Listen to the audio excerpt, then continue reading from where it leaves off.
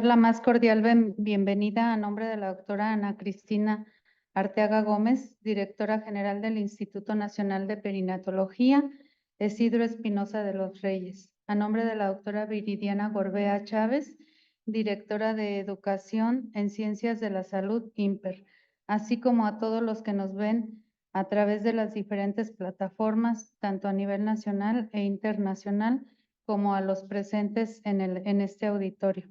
A nombre de su servidora, la doctora Martina Angélica Guido Campuzano, encargada del servicio de seguimiento pediátrico, quiero presentar a continuación a la doctora Claudia Montserrat Flores Robles, endocrinóloga pediatra, coordinadora del tamiz neonatal integral, que pertenece al servicio de seguimiento pediátrico. Adelante, Monse.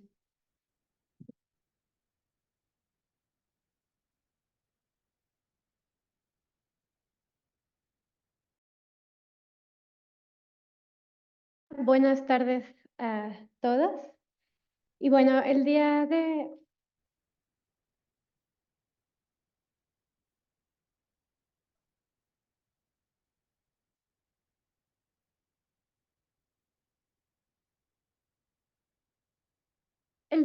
hoy la sesión general se realiza en el marco del Día Internacional del Tamiz Neonatal, que se celebra el 28 de junio, este viernes.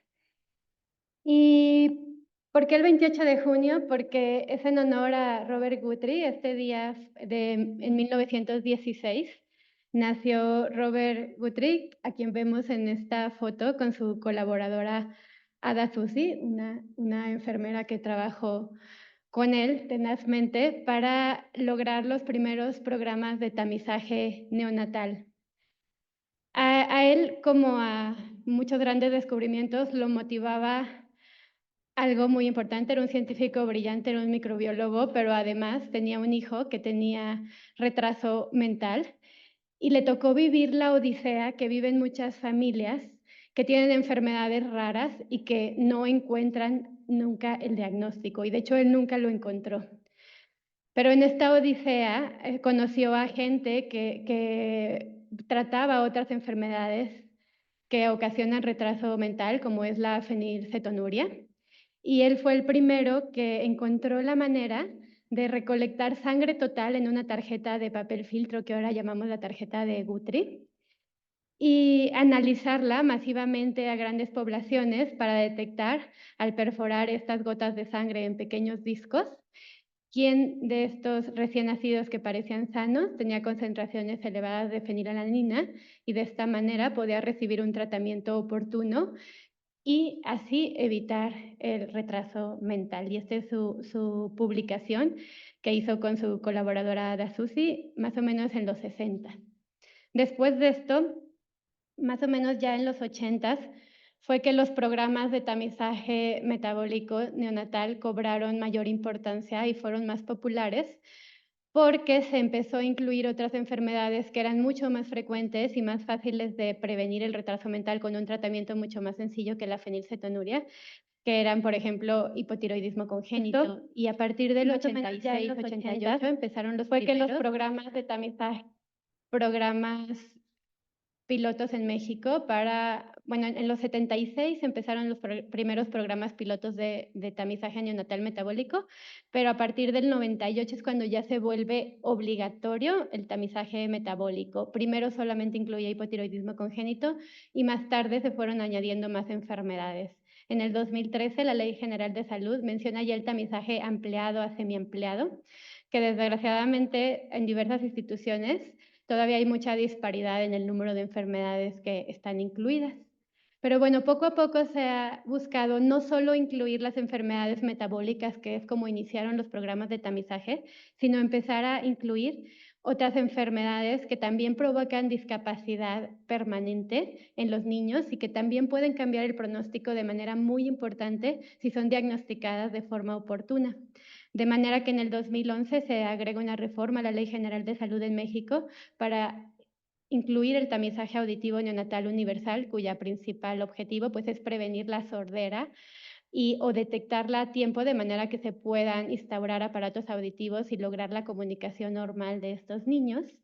Más tarde, en el 2013, se agrega también el tamizaje oftalmológico neonatal universal. Antes existían estas recomendaciones del tamizaje de la retinopatía del prematuro, pero aquí se agrega que ya sea universal hacia todos los niños, incluyendo aquellos que no tienen riesgo de retinopatía del prematuro.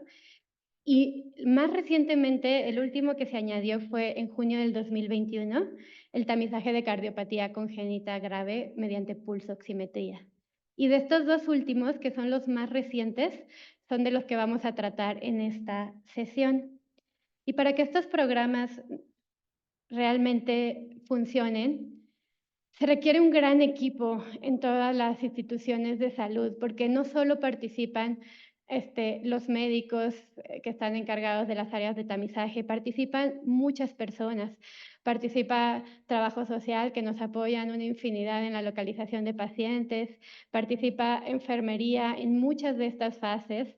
Aquí les presento un carnet de tamizaje que hicimos en el instituto con la finalidad de darles difusión a los diferentes tamizajes y que las familias lo conozcan. Y se le incluyó recientemente este QR que hizo el personal de enfermería para que las mamás puedan escanear y obtener más información sobre las enfermedades, tanto metabólicas como no metabólicas, que detectan los programas de tamizaje, incluyendo el visual, el auditivo, el cardíaco. Y bueno, la idea es ir ampliando cada vez más la información. Es un proyecto de mejora que hicieron las enfermeras del equipo de tamiz metabólico, pero participa mucha gente, personal administrativo, los médicos de alojamiento conjunto, médicos audiólogos, muchas personas que están involucrados y que tienen que estar comprometidos para lograr una cobertura universal, porque aún estamos lejos de lograr una cobertura universal para todos los tamizajes. Y bueno, aquí vemos un poco unos ejemplos de lo que hacemos aquí en el instituto, tanto con el tamiz cardíaco que se hace en el área de alojamiento conjunto, con el apoyo del doctor Alfonso y los médicos de alojamiento conjunto y muchos de nuestros residentes de neonatología. Aquí vemos también a la doctora Mayra realizando un tamizaje auditivo que generalmente se realiza en el área de seguimiento pediátrico. También nos ayudan unas pasantes de servicio social en medicina de tamiz que tenemos. Bueno, el gran equipo de enfermería, aquí vemos a una de ellas que ahorita ya no forma parte del equipo, que ojalá más adelante vuelva a estar con nosotros. Pero ahorita tenemos un gran equipo de enfermería que son muy comprometidos y que no solo están pendientes del tamiz metabólico, sino que están pendientes de darles la información a las mamás para que acudan al resto de los tamizajes y han trabajado muchísimo en apoyarnos a lograr la cobertura del resto de los tamizajes. Y bueno, aquí también vemos al doctor Salgado haciendo un tamizaje visual. También tenemos al doctor Pedro Escalera por las tardes, que nos apoya muchísimo con el tamizaje visual y la revisión de retinopatía del prematuro.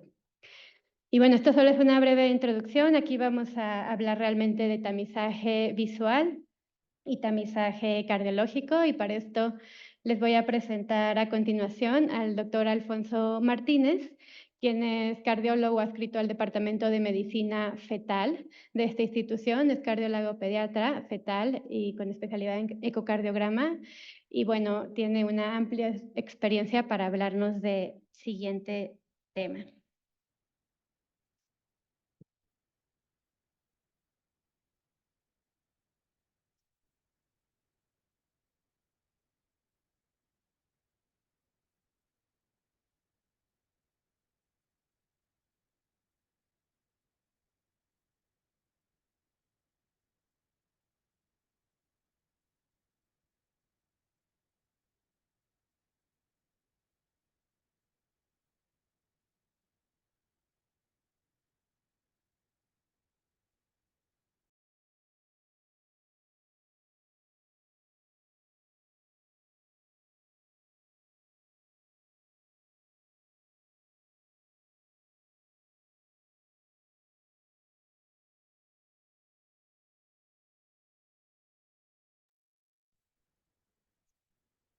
Hola, buenas tardes a todos. Quiero agradecer la invitación a la Dirección de Enseñanza y a todo el Departamento de Seguimiento Pediátrico, a la doctora Guido, a la doctora Monse, por permitirme estar aquí. Vamos a hablar acerca del tamizaje cardíaco, que es algo muy relevante para toda la población infantil, y vamos a hablar en específico de los 3 pilares del tamiz cardíaco.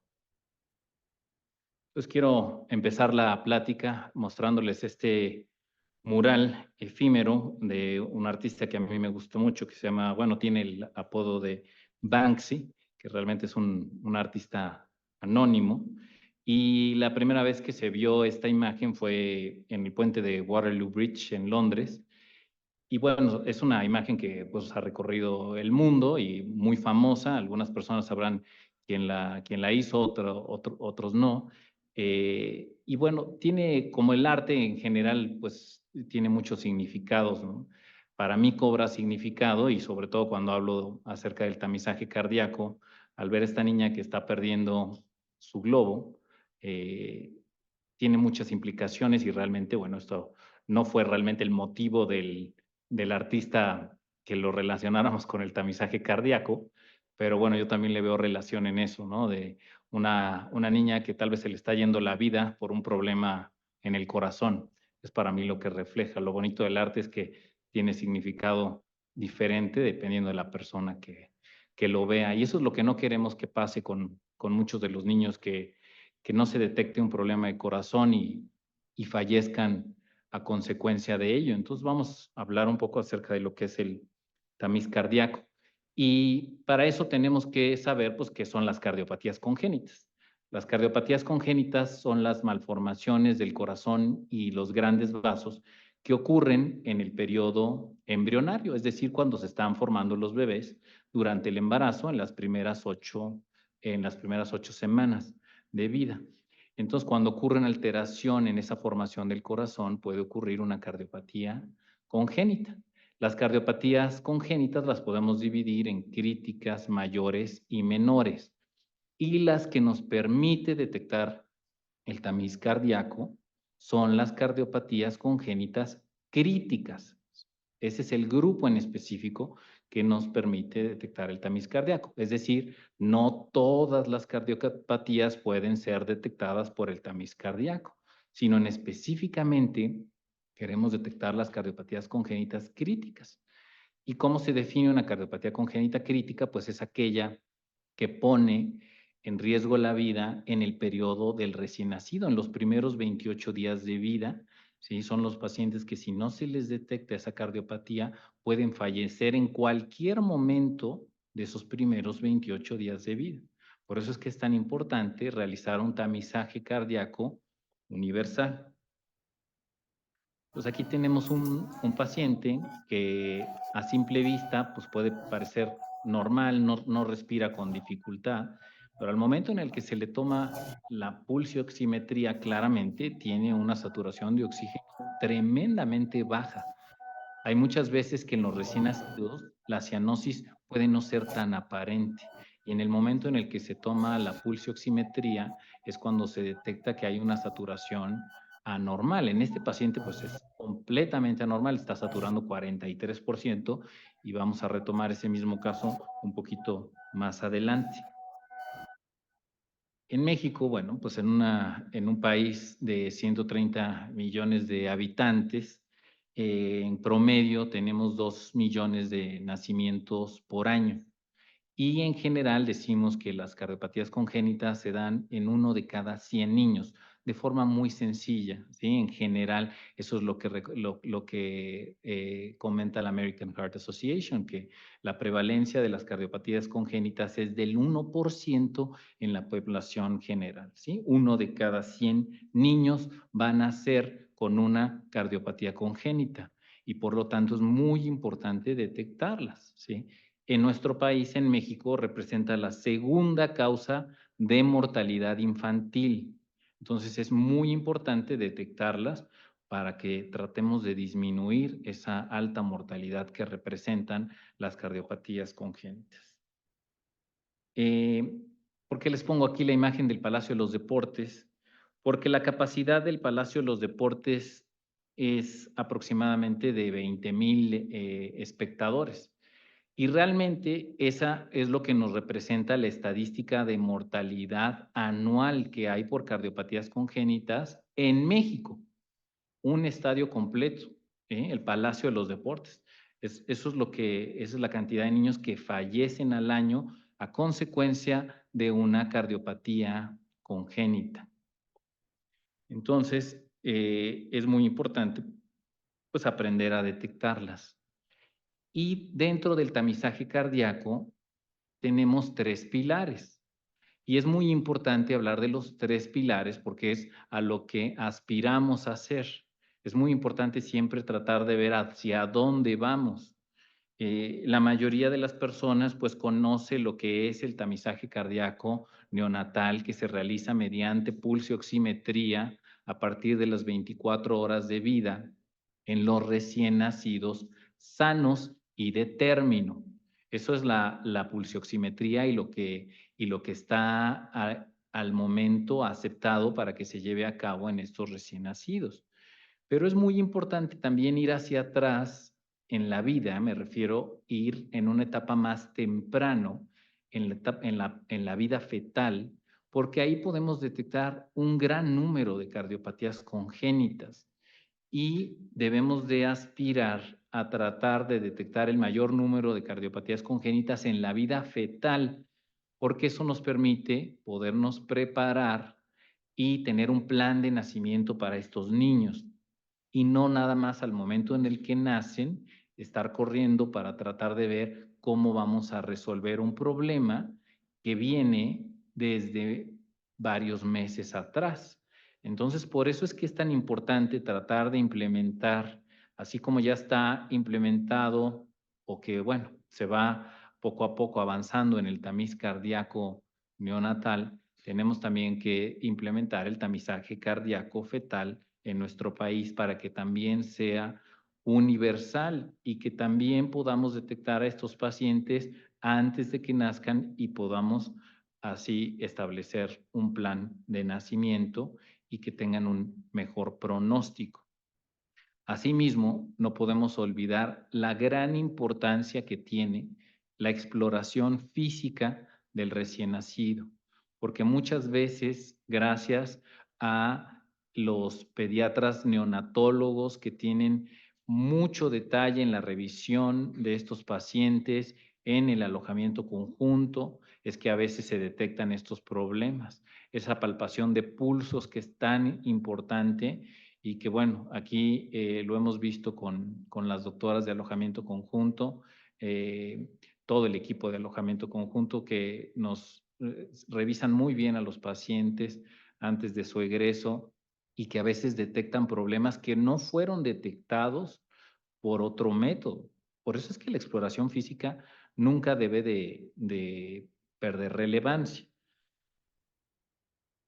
Entonces, esos son los 3 pilares del tamiz cardíaco. Recientemente hicimos esta publicación sobre cómo se debe utilizar estos 3 pilares del tamiz cardíaco. Ahí está el código QR de la publicación con el que pueden descargar de forma gratuita este artículo y que habla justamente de cómo utilizamos estos métodos de tamizaje en los diferentes puntos, en la vida fetal y en la vida neonatal, para detectar el mayor número de cardiopatías congénitas posible.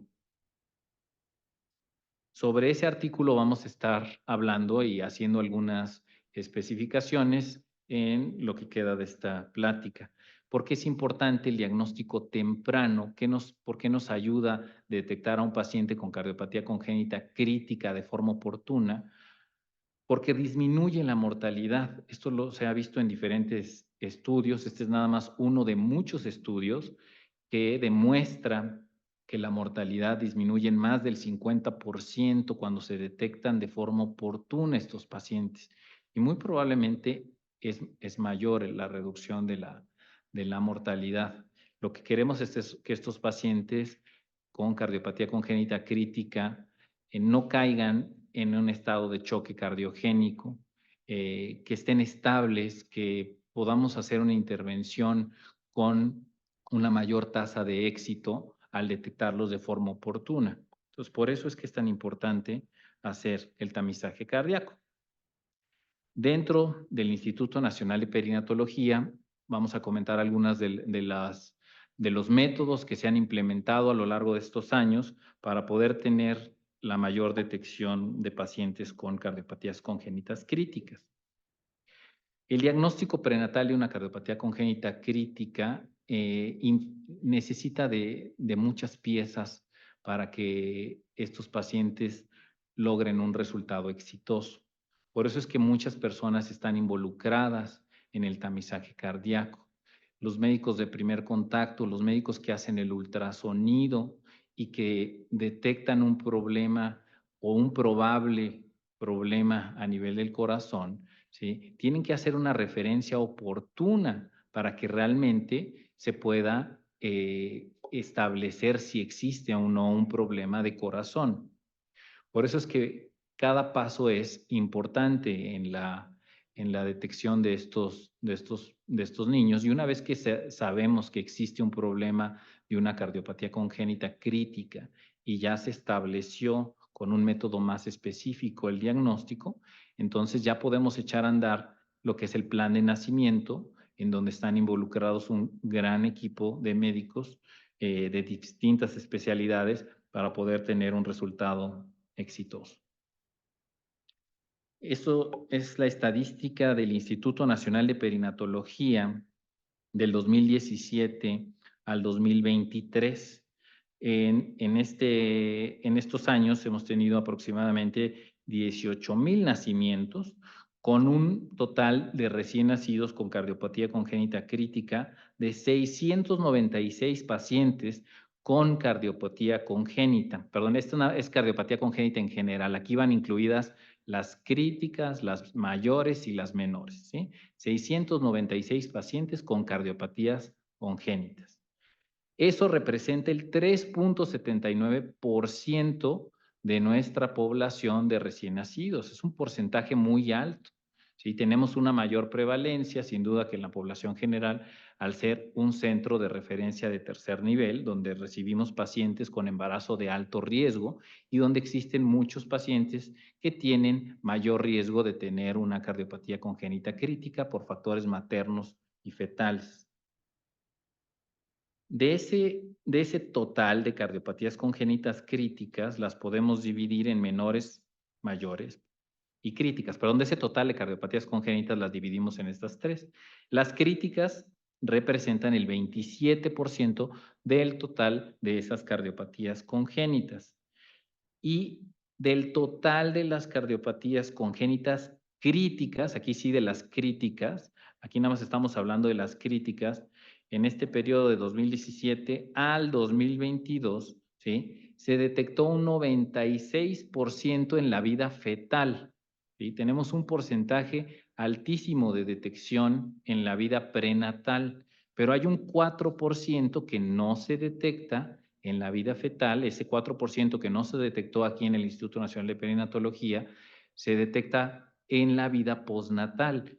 Y ahí utilizamos el tamiz cardíaco neonatal y también utilizamos la exploración física, ¿sí?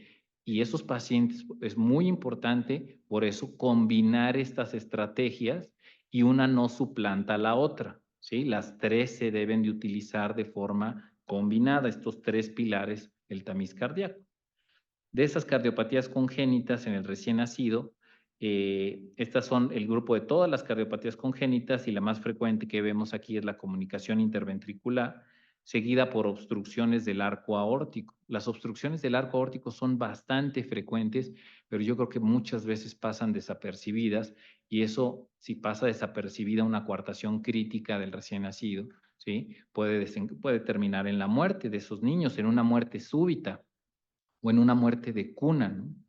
Muchas de esas muertes de cuna pueden ser una cardiopatía congénita crítica no diagnosticada, ¿sí? Por eso es que es tan importante hacer énfasis en esto del tamiz, ¿no? Ahí aparecen el resto de las cardiopatías congénitas en orden de frecuencia que vemos dentro del Instituto Nacional de Perinatología. Y varía un poco con las cardiopatías congénitas diagnosticadas en la vida fetal, porque también tenemos cardiopatías congénitas críticas que son de mal pronóstico, desafortunadamente.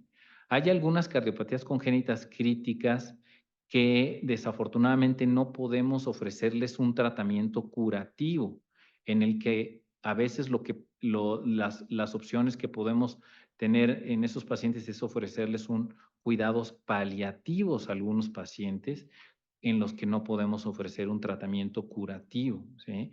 Tal es el caso de muchos pacientes con síndrome de ventrículo izquierdo hipoplásico, que en el contexto de nuestro país, ¿sí?, la mortalidad sigue siendo muy alta y hay muchos pacientes que además de tener una cardiopatía congénita crítica pueden tener también asociado alguna cromosomopatía, lo cual lo hace de tener un pronóstico letal.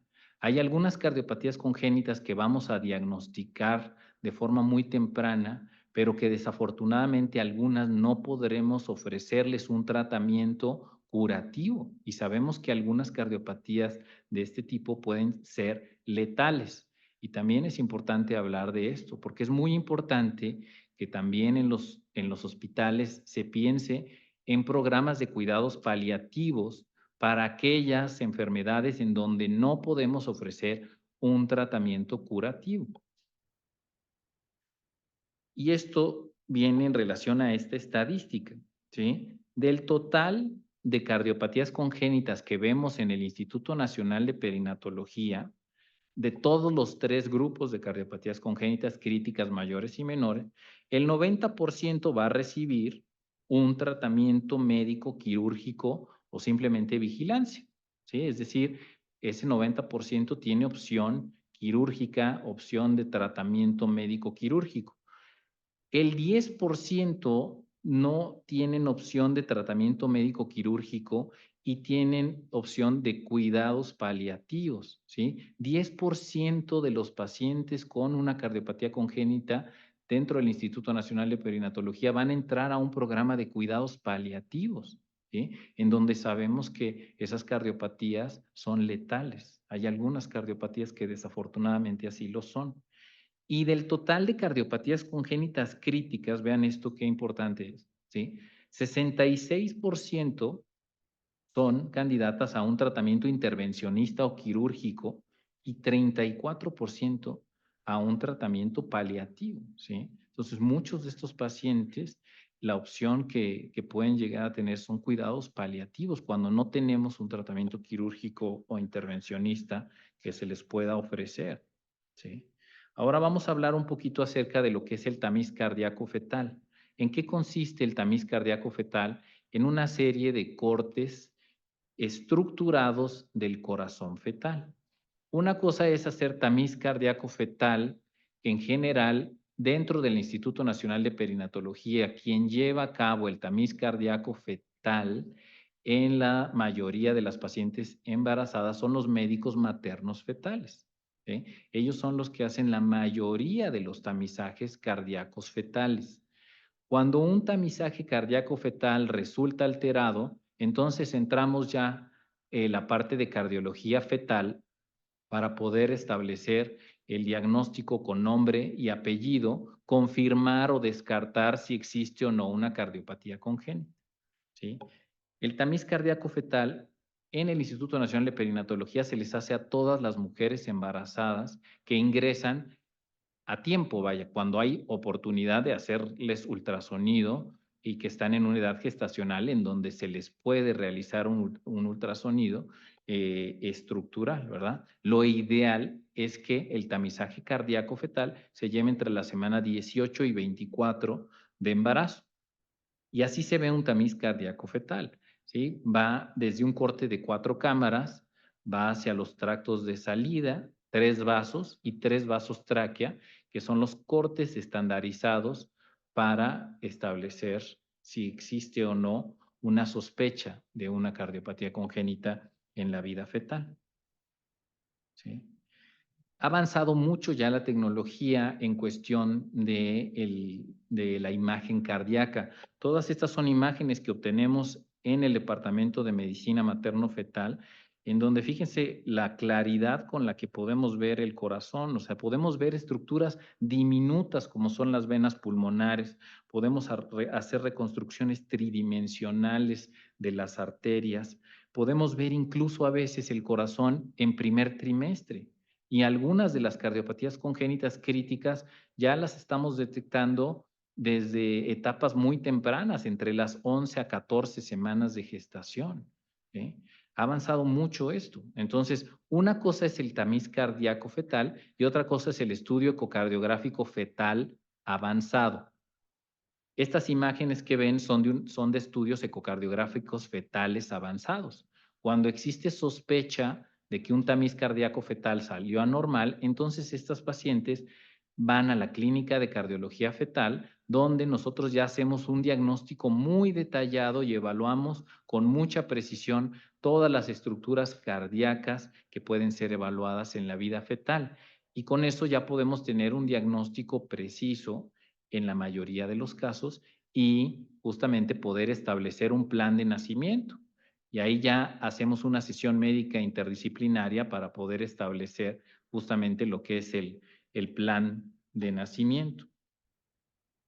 Por ejemplo, aquí en este corte 4 cámaras, vean esta imagen de una tumoración gigante que está alrededor del atrio derecho. Esta es una imagen de un teratoma intrapericárdico, que es una cardiopatía que puede terminar en la muerte de estos recién nacidos si no se detecta de forma oportuna y se opera de forma oportuna. Entonces, el hecho de que estos pacientes se diagnostiquen en la vida fetal nos permite tener una comunicación con los centros de cirugía cardiovascular y poder planear cómo va a ser el nacimiento. La mayoría de los bebés pueden nacer aquí en el Instituto Nacional de Perinatología y estabilizarse, mientras que algunos pocos requieren de un nacimiento en un centro de cirugía cardiovascular para ser intervenidos casi de forma inmediata después de nacer. Este otro caso es un paciente con una transposición de grandes vasos, donde estamos viendo cómo del ventrículo izquierdo sale la arteria pulmonar y la aorta del ventrículo derecho, es decir, están transpuestos los vasos y su origen es en paralelo. Entonces, la precisión diagnóstica que se alcanza mediante un estudio ecocardiográfico fetal avanzado es muy alta para las cardiopatías congénitas críticas. Una vez que se realiza un tamizaje cardíaco fetal efectivo y se sospecha de una cardiopatía, es decir, que el tamiz cardíaco fetal es anormal, entonces se envía a la clínica de cardiología fetal, donde ya se hace un diagnóstico detallado, se tiene una sesión médica interdisciplinaria con todos los médicos involucrados, obstetricia, medicina materno-fetal, neonatología, psicología, genética, etcétera, para poder justamente establecer el plan de nacimiento y poder así dar una correcta asesoría a los padres y explicarles qué es lo que va a pasar con su bebé después de nacer. La colaboración interinstitucional es clave porque muchas de estas veces tenemos que referir a estos pacientes de forma muy oportuna para que se puedan intervenir. Y aquí la colaboración institucional pues es estrecha tanto con el Instituto Nacional de Cardiología, el Instituto Nacional de Pediatría, el Hospital Infantil de México y muchas veces también con los hospitales del ISSSTE o con los hospitales del IMSS. También hay esa colaboración y también hay retroalimentación entre todas las instituciones. Eso es lo que nos permiten los diagnósticos en la vida fetal, tener más tiempo para poder discutir cuál es el mejor manejo para estos pacientes. Ahora, el tamiz cardíaco neonatal, pues es el que la mayoría de las personas conocen y que se debe de hacer en todo recién nacido de término que relativamente está sano, los que pasan alojamiento conjunto. Es decir, en recién nacidos de término en más de 36 semanas, después, idealmente después de las 24 horas de vida, ¿sí? Pero antes de su egreso, es decir, si un paciente fuera a egresar antes de las 24 horas de vida, antes de su egreso se le tiene que hacer el tamiz cardíaco. Pero ojo, eso es para pacientes de término, ¿sí? Ahorita vamos a hablar cuáles son las deficiencias que tenemos en cuestión del tamiz cardíaco, que eso también es muy importante. Algo que recientemente todo el Comité del Tamiz Cardíaco Mexicano discutió en sesiones cómo establecer un algoritmo que se adecuara a la Ciudad de México y a la zona metropolitana por arriba de los 1,500 metros. Acá estamos, bueno, cerca de 2,500 metros sobre el nivel del mar, y por eso se ajustó el punto de corte de ser 95%, se ajustó a 93%, ¿sí? Esto es nada más parte del algoritmo, la parte inicial del algoritmo, y lo pueden, en el artículo que les compartí inicialmente, ¿sí? Pueden ver todo el resto del algoritmo, ¿sí? Aquí nada más estamos estableciendo algunos puntos de interés, ¿sí? Entonces, este tamiz cardíaco está específicamente diseñado para los recién nacidos de término aparentemente sanos que no tienen algún apoyo de oxígeno suplementario. Y entonces, ¿cómo se hace? Pues se toma la oximetría en brazo derecho, ¿sí? Siempre en brazo derecho, ¿sí? Y en alguna de las extremidades inferiores, ¿sí? Y se comparan esas saturaciones y se ve que no haya una diferencia del más del 3% entre la saturación de brazo derecho y la saturación de una de las extremidades inferiores. Asimismo, si una saturación está por debajo del 90%, independientemente de qué extremidad sea, automáticamente es anormal, ¿sí? Y cuando la saturación está entre 90 y 92,9%, es cuando se tiene que repetir el tamizaje, ¿sí? Porque estamos en la zona gris, ¿sí? Y ahí se hacen hasta 3 mediciones con separación de 15 minutos para ver si existe o no una alteración. Ahora, otra de las cosas que también se implementó es el índice de pulsatilidad, ¿sí? El índice de pulsatilidad es una forma que algunos pulsioxímetros de última generación tienen para medir la intensidad del pulso. Y eso es como si estuviéramos palpando el pulso. Y ese es el beneficio adicional que nos da utilizar también el índice de pulsatilidad, así como está establecido en el algoritmo que les mostré. Y entonces también hay que fijarnos en cómo está el índice de pulsatilidad en extremidades superiores y en extremidades inferiores. Es otra forma adicional que tiene de ventaja tener esto integrado al tamiz cardíaco. Muy bien, entonces por cuestiones de tiempo, me voy a acelerar ya aquí en las conclusiones. Es muy importante no olvidar siempre la exploración física del recién nacido, ¿sí? Para poder detectar a estos pacientes. Y algo muy importante es, y esto, o sea, quiero dejarlo aquí en la mesa, es ¿qué hacemos con los prematuros? ¿Sí? Porque el prematuro, en general, pues no se le hace el tamiz cardíaco con pulsioximetría, ¿sí? Pero aquí tenemos que pensar, si es un prematuro tardío, entre 35 y 36 semanas de gestación, que no tiene oxígeno suplementario y va a pasar alojamiento, ¿se le debe de hacer el tamiz cardíaco? Claro, por supuesto que se le debería de hacer en esos casos, ¿sí? Es cierto que tenemos más índice de falsos positivos en esos pacientes, pero no les podemos quitar el beneficio de hacérselos a esos pacientes. Ahora, los pacientes que entran a terapia intensiva, eso es otra cosa diferente, o no intensiva, una terapia también intermedia o de mínima invasión. En esos pacientes se maneja de forma diferente y ahí es cuando el ecocardiograma toma mucha más relevancia, ¿sí? Hay veces que nos vamos directamente a un estudio ecocardiográfico y aquí lo que hay que discutir y ya hay que establecer es cómo hacemos el tamiz cardíaco en el prematuro, y eso se los dejo ahora sí que en la mente para que lo reflexionen, porque no es una decisión tan sencilla de tomar. ¿Cómo lo hacemos? ¿Qué tenemos que hacer? Ojalá que todos tuvieran tamiz cardíaco fetal, porque así esto estaría resuelta esa disyuntiva. Entonces, en conclusión, para lograr detectar la mayoría de las cardiopatías congénitas críticas, tenemos que utilizar los 3 pilares del tamiz cardíaco. Tamiz cardíaco fetal entre las 18 a 24 semanas, pulsioximetría y exploración física dirigida a todos los recién nacidos. Mejorar el diagnóstico prenatal y neonatal de las cardiopatías congénitas en México, así como aumentar los centros de cirugía cardiovascular donde puedan tratarse de forma oportuna a estos pacientes. Debe ser una de las prioridades de los programas nacionales de salud, con el objetivo final de reducir la mortalidad infantil y mejorar el pronóstico de las niñas y los niños que las padecen. Muchas gracias.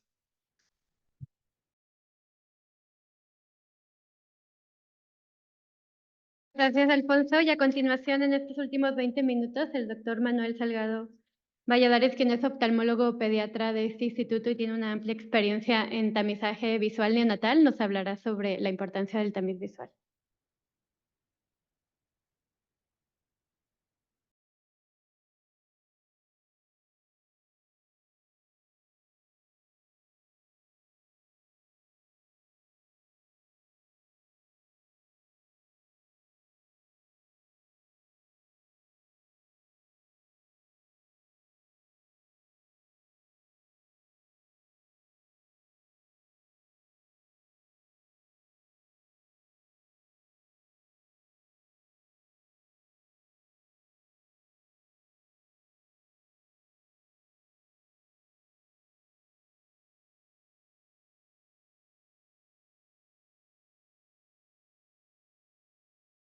Hola, buenas tardes.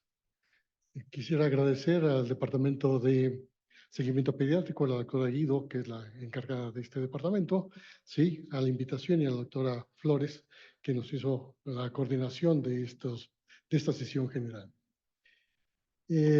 Hablar del tamiz oftalmológico lo hemos hecho todo el tiempo y desde el inicio de la oftalmología, casi como los cardiólogos, sí que valoran a todos sus pacientes y en este caso vemos que el tamiz oftalmológico se ha hecho desde hace 40 años en esta institución, pero que a mi cargo ha estado desde 25 años a la fecha. Y lo hacemos con los pacientes que están en las terapias intensivas, Sinus, Irene y Timin, así como los pacientes que son de seguimiento pediátrico, que afortunadamente se ha vuelto a retomar porque se había perdido anteriormente. Y es muy importante que estos pacientes sean valorados permanentemente.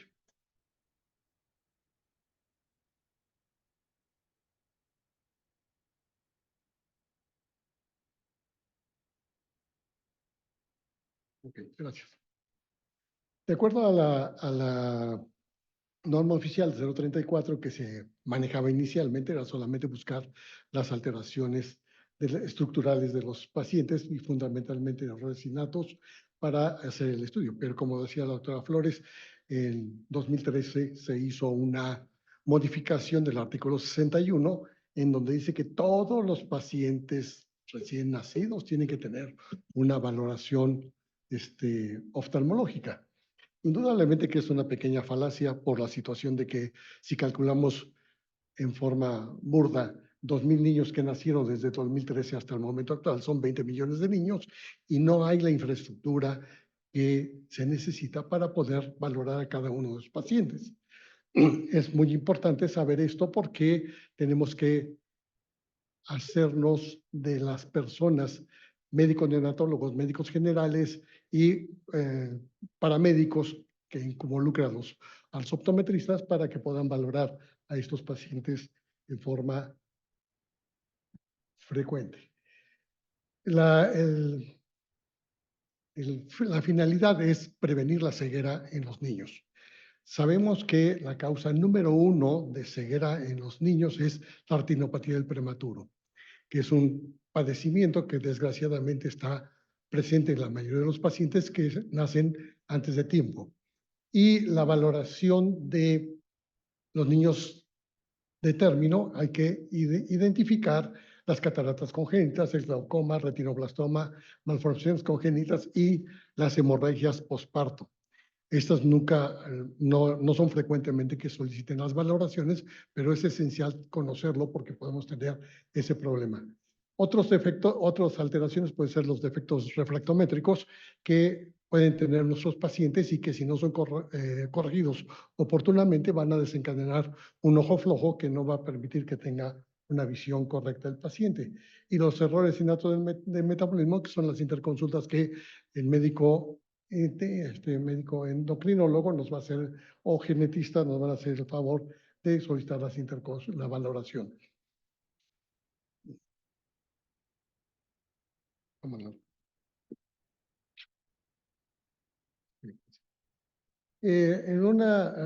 Hablando de la discapacidad funcional visual, bueno, discapacidad a nivel nacional, tenemos 6 millones de personas que tienen una discapacidad, pero aquí lo que está reportado por el INEGI son todas las discapacidades que son musculoesqueléticas, auditivas, etcétera, neurológicas, y en relación a la discapacidad visual, solamente el 61% de esa población, que son 2.471.000, tienen un problema de discapacidad visual. Pero también es otro problema. El problema es que, como si ustedes ven en esta especificación, ¿sí? Están los pacientes de menos de 30 años y no hay una clasificación etaria en la situación de los pacientes que son menores de edad y los involucran dentro del 30%. Y los que tienen mayor patología de la dificultad visual, ¿sí? Y que son discapacitados son mayores de 60 años, que son las patologías que en algún momento pueden tener, como las cataratas, la retinopatía diabética, etcétera. Aquí lo que nos interesa es de estos pacientes, en la diferenciación etaria que tenemos, es de 0 a 9 años. ¿Por qué de 0 a 9 años? Debería ser de 0 a 8 años, porque el desarrollo de la función visual es desde el nacimiento a la edad de 8 años. Si el paciente tiene un defecto refractométrico importante que no es corregido en la manera oportuna, va a desencadenar un ojo flojo porque no va a tener el desarrollo adecuado del área macular, que es la zona de visión más fina, perdón por el movimiento, pero es esta porción de la función visual del paciente. Y tenemos el problema de que en el país la cantidad de ciegos es 1.200.000, pero son de diferentes causas a nivel, pero la mayoría son por la problemática de retinopatía del prematuro.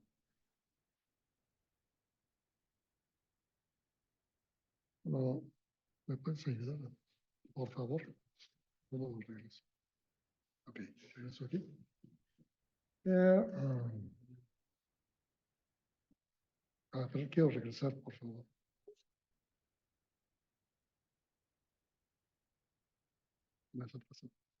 Ahí está. Bien, gracias.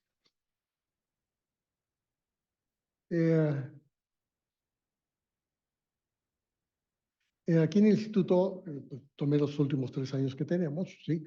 Vemos que tenemos 2.157 nacimientos en el 2012 y 2023, 2.278, en los cuales tenemos un tamizaje en la consulta externa, sí, del 60, 47 y 42% hasta el mes de mayo del 2024. Es un porcentaje bajo, que solamente es lo que está cuantificado en la consulta externa. La doctora Flores tiene otras cifras en porcentaje que está involucrado el tamizaje que se hace en piso en las terapias intensivas. Pero aquí lo que vemos realmente es la falta de cumplimiento de los padres de familia de acudir a la consulta, y que esta programación de consulta está dada desde el alta hospitalaria, en donde está programado automáticamente su consulta a los 30 días que tiene que verse el paciente, y los padres no acuden a la consulta. Tenemos mínimas alteraciones estructurales de los globos oculares, el nervio óptico, retina, etcétera, que afortunadamente es poco, pero tenemos que hacer el diagnóstico oportuno para poder canalizar a los pacientes a una rehabilitación. Algunas de las alteraciones son ocasionadas por alteraciones del sistema nervioso central que repercute a nivel de la vía visual, y tenemos atrofias del nervio óptico o hipoplasias. En algunos otros casos, podemos inferir que algunas de las alteraciones estructurales del globo ocular y de la función están relacionadas en las toxicomanías de las madres, que muchas veces tienen diferentes ingestas de drogas La exploración oftalmológica es muy importante, la toma de la huesa visual, que tiene que ser independiente en el ojo derecho que del ojo izquierdo. Y la primera toma de la huesa visual es a los 28 días, que es el programa del tamiz oftalmológico neonatal. Y posteriormente tenemos que revisar ese paciente a los 6-8 meses para ver si el desarrollo del área macular está adecuado y la posición del globo ocular es en forma adecuada.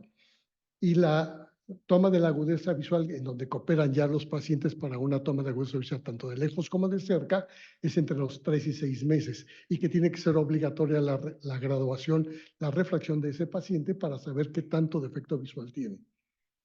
Y nuestro límite de función, de la valoración de la función visual es hasta a los 8 años, en donde ya no podemos, después de esa edad no podemos hacer nada para mejorar en la capacidad visual. Indudablemente que hablar de los 28 días, de los 6 meses y los 3 años, no quiere decir que son las únicas fechas donde tenemos que ver a los pacientes. Tenemos que verlos cada año para el diagnóstico oportuno de otras patologías. El complemento, ¿cómo lo regreso? El complemento de la exploración oftalmológica es la valoración de la estructura de reflejos pupilares para la correlación del sistema nervioso central.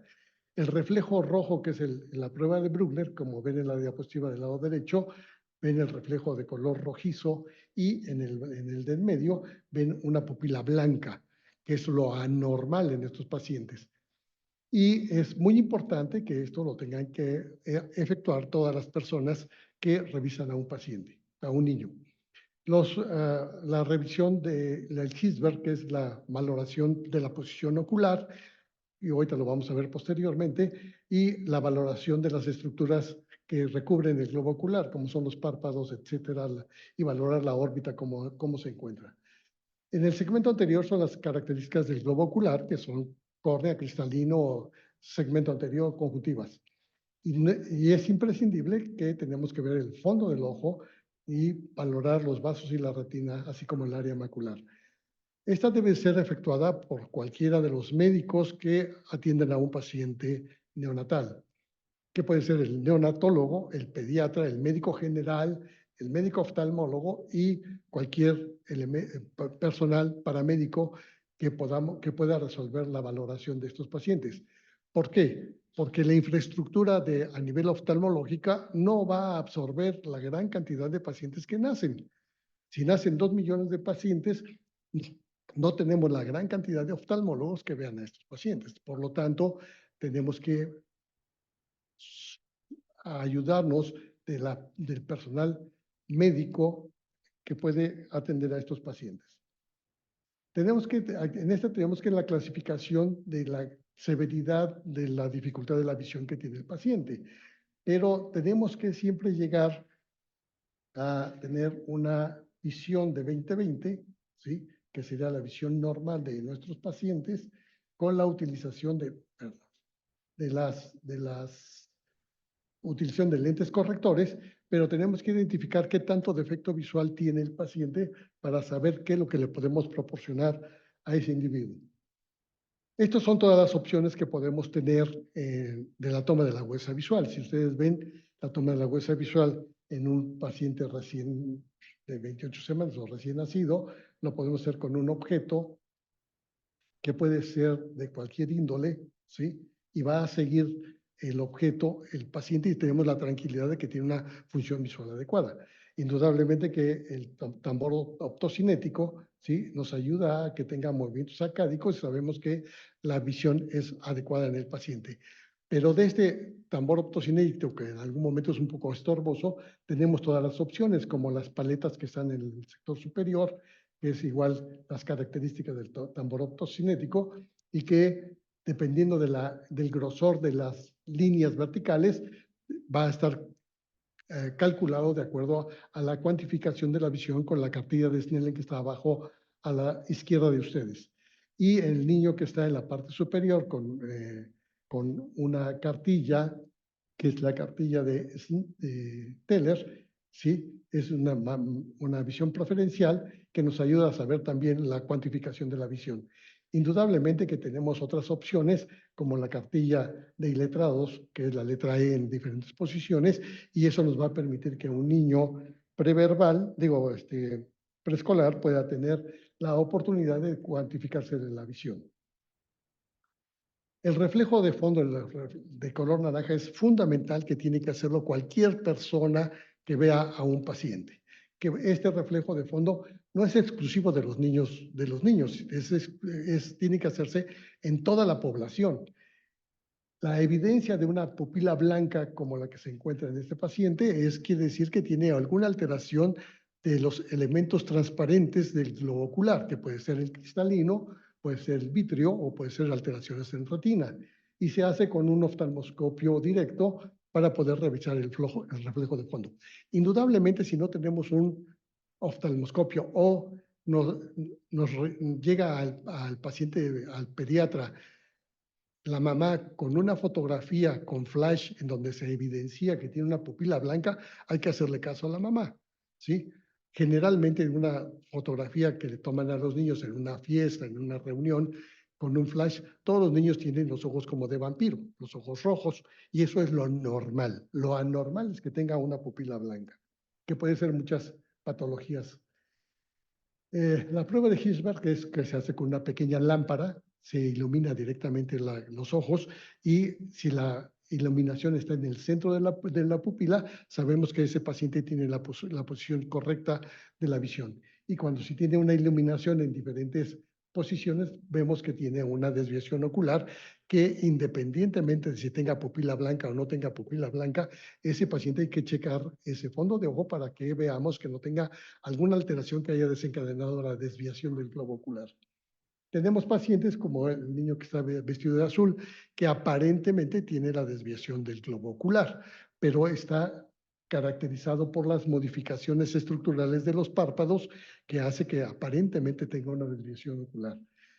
Indudablemente también podemos ayudarnos con el oftalmoscopio para hacer la valoración. Aquí el elemento fundamental de la causa número 1 de ciegos es la retinopatía del prematuro. Si vemos, aquí tenemos 63,000 niños que están ciegos en la América Latina, y de los cuales, América Latina por diferentes causas, de los cuales el 31,500 niños son causados por retinopatía del prematuro. Tenemos programas que han sido internacional de la valoración de los pacientes menos de 32 semanas, de menos de 1,500, que fue la inicial.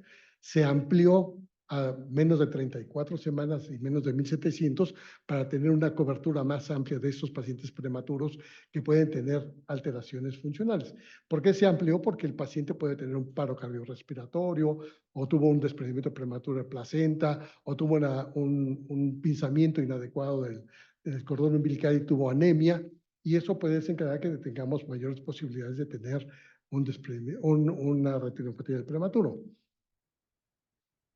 De los pacientes que tenemos en el país, del 7,7% que tienen datos de prematurez, el 80% nació en el sector público. Pero, aunque haya nacido en el sector público, el 46 al 50% no tiene ninguna valoración oftalmológica, porque tenemos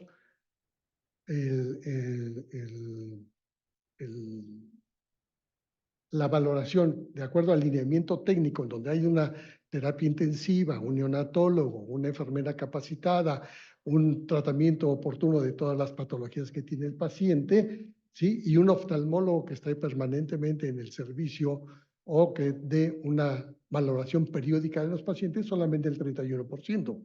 Las que están fuera del lineamiento técnico, donde está en una terapia intensiva, tiene el neonatólogo, pero no hay una vigilancia estrecha de la oxigenación, y el oftalmólogo acude ocasionalmente a valorar al paciente, son el 38% de las unidades hospitalarias.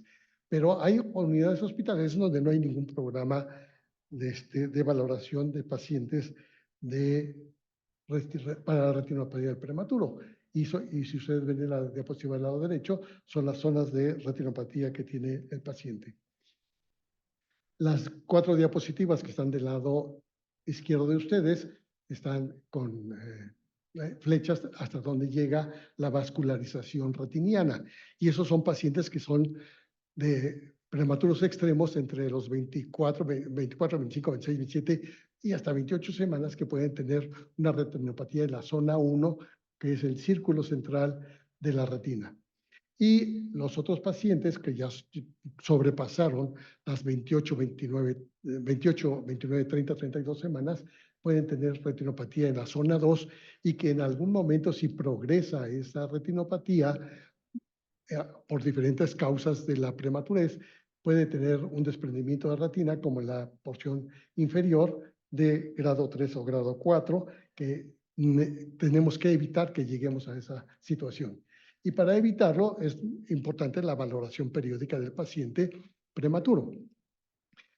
Si ven ustedes en la diapositiva del centro, tiene el tratamiento con tratamiento de rayo láser para prevenir el desprendimiento de retina. En la porción central que tenemos aquí, vemos cómo esta diapositiva tiene zonas avascular, que es la zona grisácea, y los vasitos, los vasos retinianos, a dónde llegan. Y en la diapositiva contralateral está el tratamiento de láser que se hizo en este paciente para evitar la zona isquémica que tiene por falta de vasos en el área. En los pacientes que tienen una severidad por retinopatía del prematuro estadio zona 1, que es la más severa porque tiene zonas más avasculares, más amplias avasculares, la utilización de antiangiogénicos puede ser la resolución en estos pacientes, pero tiene que tener la vigilancia estrecha. La pupila blanca y la desviación del globo ocular nos hace pensar en que nuestro paciente tiene problemas importantes. Tenemos que revisar en forma adecuada al paciente con todos los elementos. El reflejo naranja, la posición, el segmento anterior, el globo ocular y el fondo del ojo para detectar si tiene malformaciones congénitas como el paciente en el centro inferior. Cuando tenemos una opacidad de la pupila blanca, la leucocoria, vemos que podemos tener una catarata que nos impide la entrada de luz adecuada al globo ocular, y este paciente, si no es resuelto en tratamiento quirúrgico oportuno, va a desencadenar una falta de desarrollo funcional visual por la falta de estimulación del área macular. Por lo tanto, estos pacientes tienen que intervenirse quirúrgicamente lo más pronto posible. Podemos tener cataratas nucleares, que son la porción central, ¿sí? Como esta, o podemos tener cataratas totales, como en este caso, ¿sí? Y que es imprescindible tratar de resolver el tratamiento quirúrgico en los pacientes. ¿En qué momento hacemos el tratamiento quirúrgico en los pacientes? Es en el paciente que tiene 3-6 meses y tiene que resolverse quirúrgicamente el tratamiento, consistente en una facomulsificación para retirar la catarata y colocar un lente intraocular para rehabilitar la función visual. Hay veces que no podemos poner un lente intraocular y entonces tenemos que habilitar a la mamá para que le ponga un lente de contacto para que se vaya habilitando el paciente a su función visual. Otro padecimiento es el glaucoma congénito, que si ustedes ven la prevalencia es baja, ¿sí? Pero puede presentarse en los pacientes, y el diagnóstico lo harán en la consulta pediátrica en el momento de que tienen un paciente que está permanentemente en el regazo de la madre y que no quiere estar a expensas de una fuente luminosa y está asociado a un blefarospasmo o a un lagrimeo persistente.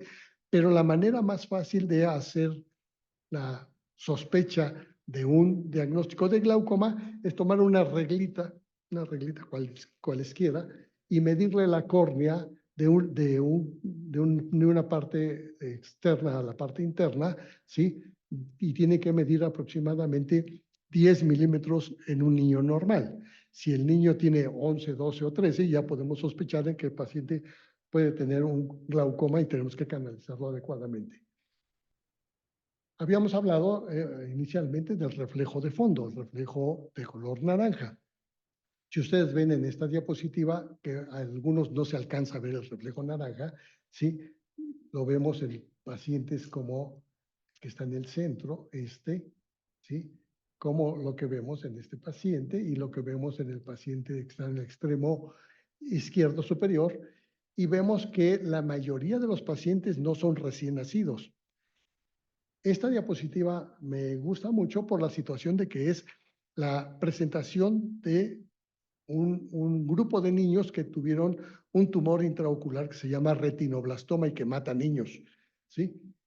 Y vean ustedes que la mayoría de los niños son preescolares o escolares en algún momento y que tienen el proceso de un tumor intraocular. Por lo tanto, la revisión de los pacientes, la revisión de los pacientes tiene que ser obligadamente cada año para poder identificar el problema de la tumoración intraocular. Esos son los tumores que pueden ser múltiples, en el extremo superior izquierdo, que pueden ser múltiples y puede ser en los dos ojos, que generalmente es en un solo ojo, pero puede ser pequeño o de gran tamaño y que necesitamos hacer el diagnóstico oportuno para que iniciemos con una quimiorreducción y resolver el problema del tamaño del globo ocular y darle el tratamiento secundario, porque necesitamos salvar la función visual o salvarle el globo ocular para que no tenga una asimetría ósea al paciente. Otras alteraciones son las malformaciones congénitas que tenemos que buscar intencionadamente. En el centro de la diapositiva está un globo ocular normal con un nervio óptico normal, y vean ustedes las modificaciones que hay en las diferentes diapositivas con la evidencia de tamaños inadecuados y posiciones inadecuadas del nervio óptico. Otras, si vieron la diapositiva de que está en el centro, de la que vimos anteriormente, que vemos un reflejo de color rojo o naranja en el globo ocular, pero vean que el sector inferior está blanquecino. Entonces ese paciente tiene una alteración, aunque tenga un reflejo rojo en la porción superior, y está relacionado con colobomas en el sector inferior de la retina, igual que el paciente que tiene un coloboma del iris y tiene un coloboma asociado en la coroides.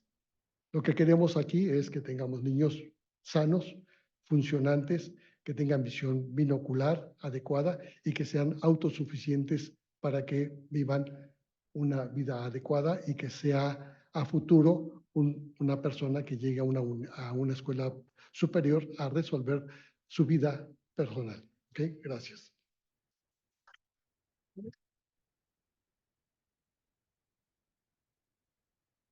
Bueno, por cuestiones de tiempo daremos por concluida esta sesión. Muchas gracias a todos. Las preguntas del webinar las contestaremos en el chat, y si alguien quiere acercarse a alguno de los ponentes con alguna pregunta, bienvenidos. Gracias por su atención.